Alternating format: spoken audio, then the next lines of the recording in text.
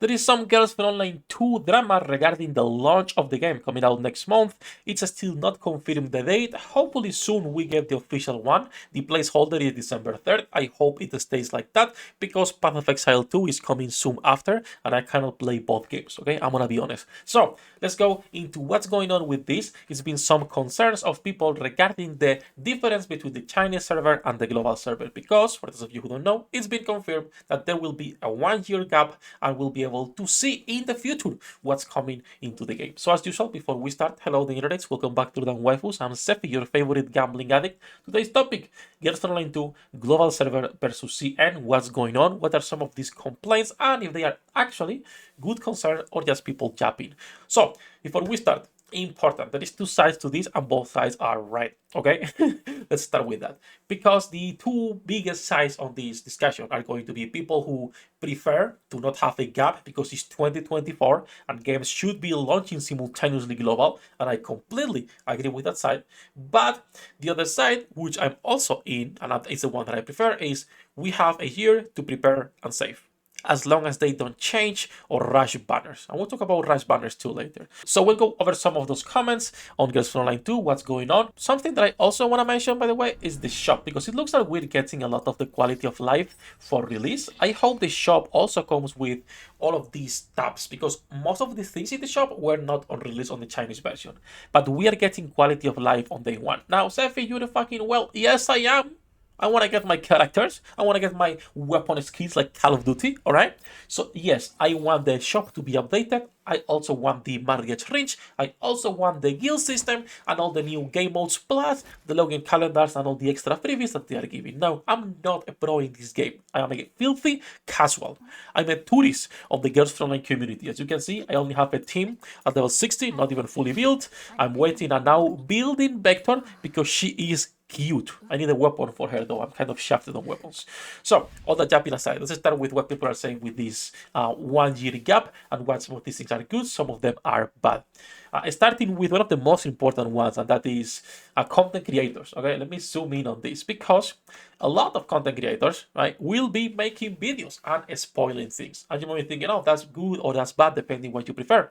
This is only a problem if you follow those content creators.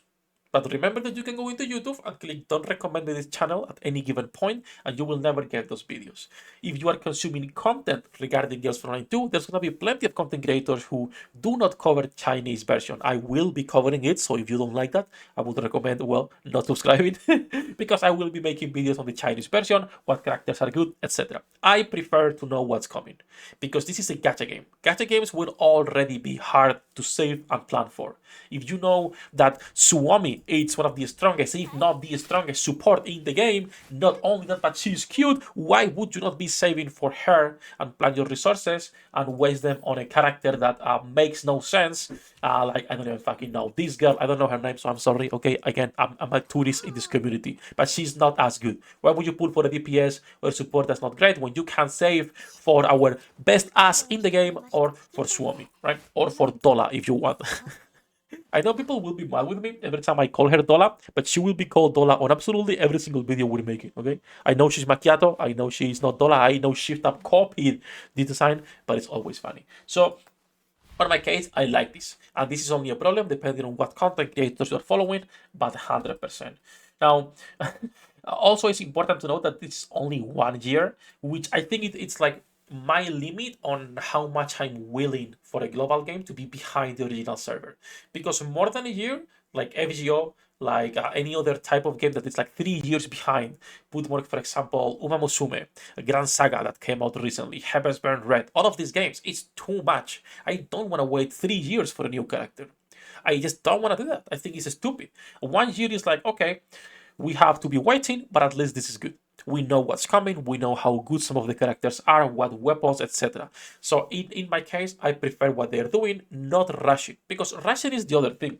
Rushing banners is the worst thing we could be getting. Remember, Sword of Convalaria got completely fucked because of that.